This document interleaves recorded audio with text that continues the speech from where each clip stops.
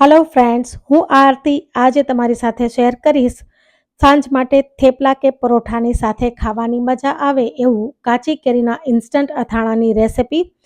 તો આ અથાણું આપણે ટ્રાવેલિંગમાં જઈએ ત્યારે થેપલા કે પરોઠાની સાથે પણ જો લઈ જઈએ ને તો શાકની જરૂર નહીં પડે.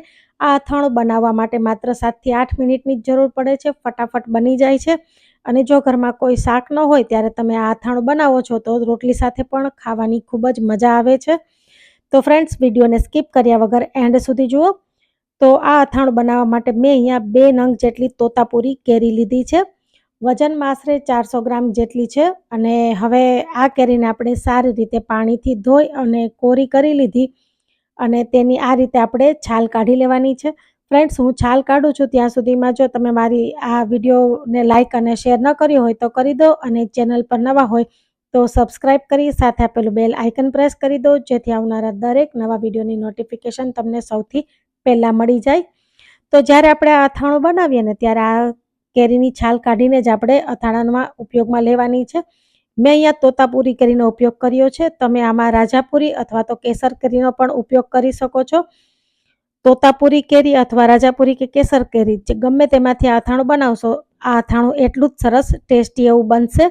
અને જ્યારે આ અથાણું બનાવો ત્યારે એક વાતનું ખાસ ધ્યાન રાખવાનું કે આપણે છાલ કાઢીને જ આ અથાણું બનાવશું, અને આપણે બાફવાની કે કોઈ ઝંઝટ કરવાની નથી. તો મેં સારી રીતે બંને કેરીની છાલ કાઢી લીધી છે. હવે આપણે આ કેરીને મીડિયમ સાઇઝના ટુકડામાં કટ કરી લેવાની છે. તો વચ્ચેનો ગોટલીનો ભાગ આપણે ઉપયોગમાં નહીં લઈએ, અને એકદમ સારી રીતે એક સરખા ટુકડામાં કટ કરવાનું છે. તમારે નાના ટુકડા જોતા હોય કે મોટા, એ રીતે આપણે કટ કરી લઈએ. મેં અહીંયા મીડિયમ સાઇઝના ટુકડામાં કટ કર્યા છે. તો હું તમને બતાવી દઉં કે આ રીતના મેં ટુકડામાં કટ કરેલું છે. તો હવે આપણે આગળની પ્રોસેસ કરીએ. તો હવે એક કડાઈમાં આપણે થોડું તેલ મૂકી દઈએ. તો 2 મોટા ચમચા જેટલું તેલ મેં અહીંયા ગરમ કરવા માટે મૂકી દીધું છે. તેલ સરસ ગરમ થઈ જાય એટલે તેમાં અડધી ચમચી રાઈ એડ કરીએ. રાઈને ફૂટવા દેવાની છે. રાઈ ફૂટવા લાગે પછી જ આપણે તેમાં જીરું એડ કરશું. તો અડધી ચમચી જેટલું જીરું એડ કરી દઈએ, અને સાથે અડધી ચમચી વરિયાળી એડ કરીએ. તો આ વઘારમાં તમારે જો તજ લવિંગનો ઉપયોગ કરવો હોય તો તમે તજ લવિંગ પણ એડ કરી શકો. હવે તેમાં આપણે જે કેરીના ટુકડા કર્યા છે એ એડ કરી દેવાના, અને વઘાર સાથે આપણે સારી રીતે મિક્સ કરીએ. મીડિયમ ગેસ ઉપર આપણે અત્યારે થવા દેવાનું છે.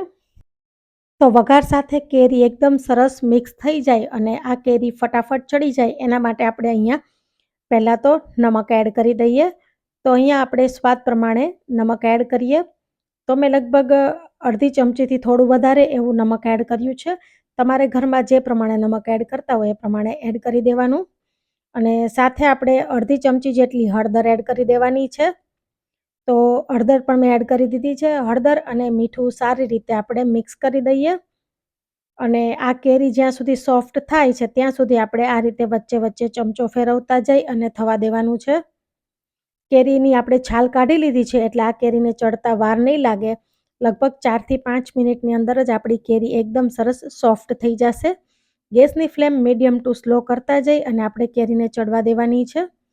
અને તમે અહીંયા આ કેરીને ઢાંકીને પણ ચડાવી શકો છો. મેં અહીંયા અત્યારે ખુલ્લી જ ચડવા દીધી છે.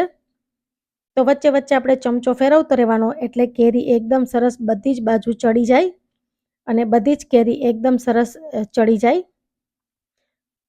તો લગભગ 4 થી 5 મિનિટ જેવો ટાઈમ થઈ ગયો છે. તો હવે આપણે ચેક કરીએ તો આ રીતે જો પ્રેસ કરીએ છીએ તો કેરીનો ટુકડા એકદમ સરસ થઈ જાય છે. તો કેરી એકદમ સરસ ચડી ગઈ છે. તો હવે તેમાં આપણે ગોળ એડ કરી દઈએ. તો અહીંયા મેં 1 કપ જેટલો ગોળ એડ કર્યો છે. તમે ગોળની જગ્યાએ ખાંડ પણ એડ કરી શકો છો. તો આપણે આ ગોળને મિક્સ કરીએ અને મીડિયમ ગેસ ઉપર જ ફરીથી થવા દેવાનું છે. ગોળ એકદમ સારી રીતે તરત જ 2 મિનિટની અંદર જ ઓગળવા લાગશે. તો જો તમારે ગોળની જગ્યાએ ખાંડ એડ કરવી હોય તો તમે 1 કપ જેટલી ખાંડ પણ એડ કરી શકો છો, અથવા તો તમારે જેટલો આમાં રસો જોતો હોય એ પ્રમાણે તમે એડ કરી શકો. તો લગભગ 2 મિનિટની અંદર તમે જોઈ શકો છો એકદમ સરસ આપણો ગોળ ઓગળી ગયો છે અને આ રીતે બબલ્સ આવવા લાગ્યા છે. તો આપણે અહીંયા ગોળની થોડી ચાસણી જેવું બનાવવાનું છે. એટલે આ રીતે બબલ્સ આવે છે તમે જોઈ શકો છો, પણ મીડિયમ ગેસ ઉપર જ આપણે આ કેરીને થવા દેવાની છે. જો તમે પહેલી વાર બનાવતા હોય ને તો હું તમને બતાવી દઉં કે આ રીતે આપણે ઉપર બબલ્સ આવે છે એટલે કે આપણા ગોળની હવે ચાસણી થઈ રહી છે. અને જ્યારે બબલ્સ આવવાના બંધ થઈ જાય ને ત્યારે સમજવાનું કે એકદમ સરસ આપણું અથાણું બનીને તૈયાર છે. તો આ રીતે આપણે ચમચો ફેરવતા જઈશું અને ચાસણી જેવું થવા દેવાનું છે. જ્યાં સુધી બબલ્સ આવે છે ત્યાં સુધી આપણે એને ચડવા જ દઈશું. તો તમે જોઈ શકો છો બબલ્સ હવે ઓછા થઈ ગયા છે એટલે કે આપણે એકદમ સરસ ગોળની ચાસણી જેવું બનવા લાગ્યું છે. તો આપણે ચમચીની મદદથી એક વખત આપણે ચેક કરી લેવાનું કે તાર બની અને તૂટી જતો હોય એટલે કે આપણું અથાણું એકદમ સરસ પરફેક્ટ એવું બનીને તૈયાર થઈ ગયું છે. તો હું હવે ચમચીની મદદથી તમને બતાવી દઉં. તો આ રીતે ચમચીમાં થોડો ગોળનો જે રસો છે તે લઈ અને આપણે બે હાથ અને આંગળીની મદદથી જોઈ લઈએ તો તાર બની અને તરત જ તૂટી જાય છે એટલે કે એકદમ સરસ એવું આપણું આ અથાણું બનીને તૈયાર છે.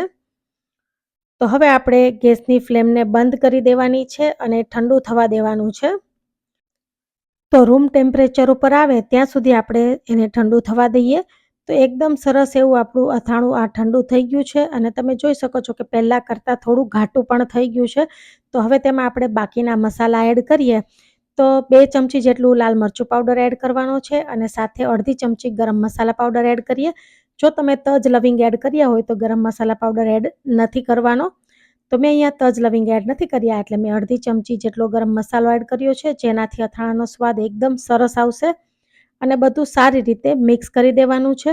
તો ફ્રેન્ડ્સ એકદમ સરસ એવું શાકને ભૂલાવી દે એવું કાચી કેરીનું ઇન્સ્ટન્ટ આપણું અથાણું બનીને તૈયાર છે. તો તેને આપણે સર્વિંગ બાઉલમાં લઈ લઈએ. આ અથાણું તમે એરટાઈટ ડબ્બામાં 2 મહિના સુધી સાચવી શકો છો અને એકદમ સરસ લાગે છે. તો ફ્રેન્ડ્સ થેપલા પરોઠા સાથે ખાવાની મજા આવે એવું આપણું આ અથાણું બનીને તૈયાર છે. તો આઈ હોપ મારી આજની રેસિપી પસંદ આવી હશે. હું આરતી ફરી મળીશ નવી રેસિપી સાથે.